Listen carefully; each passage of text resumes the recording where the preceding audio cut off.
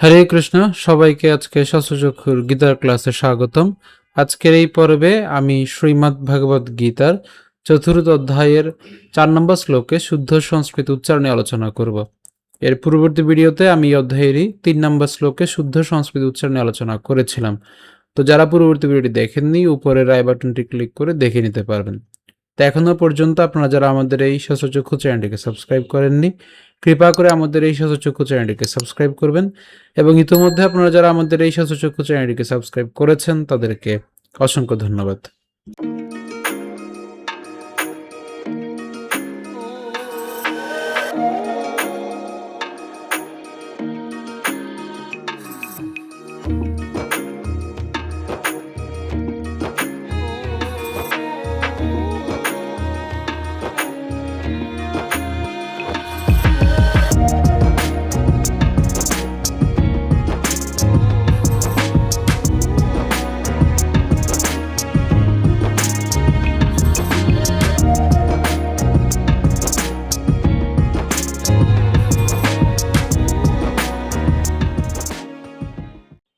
তো আজকের শ্লোকটি হলো অর্জুন উবাচ অপরং ভবতো জন্ম পরং জন্ম বিবস্বতঃ কথম এতৎ বিজানীয়ং তুয়মাদৌ প্রক্তবানিতি। একদমই সহজ শ্লোকটি, আমরা প্রথম থেকে খেয়াল করি। উচ্চারণটা হচ্ছে অর্জুন উবাচ, এরপর অপরং, অপরং ভবতো, ভবতো এখানে উকার আছে, এজন্য আমরা ভবত উচ্চারণ করিনি, আমরা উচ্চারণ করেছি কেমন, ভবতো। ঠিক আছে।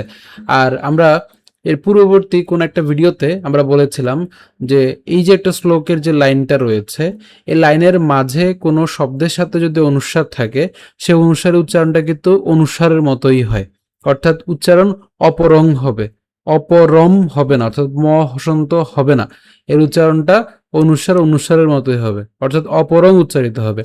কিন্তু এই যে লাইনের শেষে যদি শেষ শব্দটার মধ্যে যদি অনুস্বার থাকে, তখন সেক্ষেত্রে আমরা উচ্চারণ করব হচ্ছে ময়ের মতো।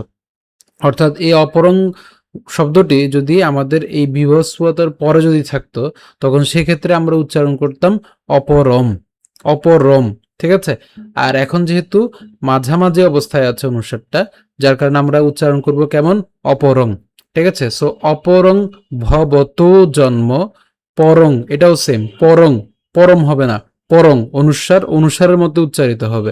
সো পরং জন্ম বিবস্বত।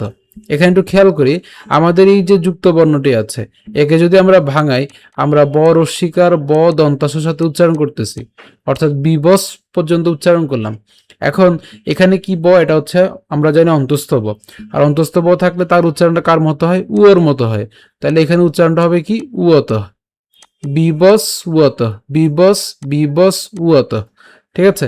এরপর কথম এতৎ, এখানে আমরা যেটা করলাম কথম পর্যন্ত উচ্চারণ করছি, অর্থাৎ ম কে উচ্চারণ করলাম, কথম। তো এখানে যে একারটা আছে, সেই একারটাকে আলাদা করে এতৎ উচ্চারণ করলাম, তাহলে কথম এতৎ, কথম এতৎ। তো একসাথে আমরা এত বেশি না ভাঙি, একসাথে উচ্চারণ করলে কথম এতৎ, একসাথে। ঠিক আছে। কথম এতৎ। এরপর বিজা নিয়াং, নিয়াং নট নিয়াম, ওই যে অনুসার আছে। সো বিজা নিয়াং। এরপর এখানের এইটাকে যদি আমরা ভাঙি, আমরা পাই কি, ত হসন্ত যোগ হচ্ছে উও। হ্যাঁ, তো এটাকে আর পরবর্তীতে আছে হচ্ছে মাদৌ। তো আমরা এই যে এটাকে উচ্চারণ করতে পারি তুও, তুও। ঠিক আছে, তুও, এটাকে উচ্চারণ করতে পারি তুও মাদৌ। তা আমরা উচ্চারণের সুবিধার জন্য এটাকে এভাবে লিখতে পারি, তুও, এভাবে লিখতে পারি, কিন্তু উচ্চারণটা কিন্তু এভাবে না। বারবার বলছি, অনেকে আমাকে কমেন্টে বলেন যে এটা কি উচ্চারণটা এভাবে হয় কিনা, বা আমি ভুল বলেছি কিনা। না, আসলে হচ্ছে আমরা উচ্চারণ করার সময় উচ্চারণটা করছি তুও, আমার উচ্চারণটা শুনুন, তুও। কিন্তু জাস্ট লিখে অনেকের হচ্ছে যারা হয়তো বা আজকে প্রথম ভিডিওটি দেখছেন, তারা হয়তো এই যে বেসিক বিষয়গুলো জানেন না। তো এই বেসিক বিষয়গুলো যারা নতুন দেখছেন তাদের জন্য, তাদের মুখে যে জড়তা, অনেকে উচ্চারণ করতে মুখ দিয়ে সহজ উচ্চারণ বের হয় না। ঠিক আছে। তো তাদের সুবিধার জন্য আমি এটাকে এভাবে লিখে দিলাম যে তুও। ঠিক আছে। কিন্তু এটাকে আসলে এভাবে লেখা যায় না, আমরা উচ্চারণ করি এইভাবে। উচ্চারণটা কেমন হচ্ছে, তুও মাদৌ। সো এটার উচ্চারণ সুবিধার জন্য আমরা লিখে দিলাম হচ্ছে এই যে তুও, তুও মাদৌ। ঠিক আছে, কিন্তু এভাবে লেখা যায় না, বারবার বলছে। উচ্চারণ করার সময় উচ্চারণ করবো কেমন, তুয়া মা দৌ। তো যারা বর্তমানে মোটামুটি এক্সপার্ট হয়ে গেছেন আমার ভিডিও দেখতে দেখতে, তারা এই যে আমার যেটি আমি বলছি তা শ্রবণ করে এইভাবে করে বলতে চেষ্টা করবেন, তুয়া মা দৌ। তারপর প্রোক্ত বা নীতি, প্রোক্ত বা নীতি, তুয়া মা দৌ প্রোক্ত বা নীতি। তাহলে আমরা প্রথম থেকে আরেকবার উচ্চারণ করছি।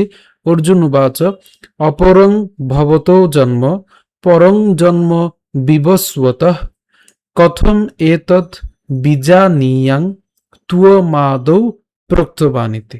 আশা করি আপনারা বুঝতে পেরেছেন। অনুবাদ: অর্জুন বললেন, সূর্যদেব বিবস্বানের জন্ম হয়েছিল তোমার অনেক পূর্বে। তুমি যে পুরাকালে তাকে এই জ্ঞান উপদেশ করেছিলে তা আমি কেমন করে বুঝব?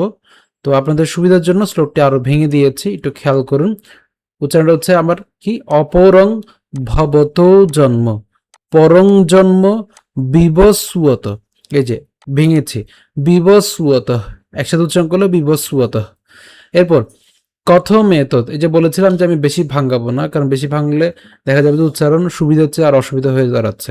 সো এটা আমরা একসাথে উচ্চারণ করবো, কথম এতৎ। আর যাদের অসুবিধা হবে তারা হচ্ছে ওই যে আমি আগে দেখিয়েছি এভাবে, এই যে কথম এতৎ, এভাবে এভাবে উচ্চারণ করতে পারেন। তো কথম এতৎ বীজানিয়াং, কথম এতৎ বীজানিয়াং, এই যে আমরা ভাঙানোর জন্য এভাবে ভেঙেছি, শুধুভাবে ভাঙানোর জন্য এভাবে ভেঙে। আর এটার উচ্চারণটা হচ্ছে তুয় মাদৌ, তুয় মাদৌ, তুয় মাদৌ। তো উচ্চারণ সুবিধার জন্য এভাবে লিখে দিয়েছি, কিন্তু এটাকে এভাবে লেখা যায় না সাধারণত। ঠিক আছে, তাহলে তুয় মাদৌ প্রোক্ত বা নীতি, তুয় মাদৌ প্রোক্ত বা নীতি। তাহলে আমি আবার যদি বলি, অপরং ভবতো জন্ম পরং জন্ম বিবস্বতঃ কথম এতৎ বীজানীয়াং তুয়ামাদৌ প্রোক্তবানীতি। তো শ্লোকটি শুরু করে পাঠ করলে কেমন হবে, অপরং ভবতো জন্ম পরং জন্ম বিবস্বতঃ কথম এতৎ বীজানীয়াং তুয়ামাদৌ প্রোক্তবানীতি। আমি আর বলছি, অপরং ভবতো জন্ম পরং জন্ম বিবস্বতঃ কথম এতৎ বীজানীয়াং তুয়ামাদৌ প্রোক্তবানীতি। তো আজকে ভিডিও পর্যন্তই। যদি ভিডিও ভালো লেগে থাকে আমাদের ভিডিওতে বেশি বেশি করে লাইক, কমেন্ট এবং শেয়ার করবেন। তো এখনো পর্যন্ত আপনারা যারা আমাদের এই শতচক্ষু চ্যানেলটিকে সাবস্ক্রাইব করেননি, কৃপা করে আমাদের এই শতচক্ষু চ্যানেলটিকে সাবস্ক্রাইব করবেন। এবং ইতোমধ্যে আপনারা যারা আমাদের এই শতচক্ষু চ্যানেলটিকে সাবস্ক্রাইব করেছেন তাদেরকে অসংখ্য ধন্যবাদ। ধন্যবাদ সকলকে। হরে কৃষ্ণ।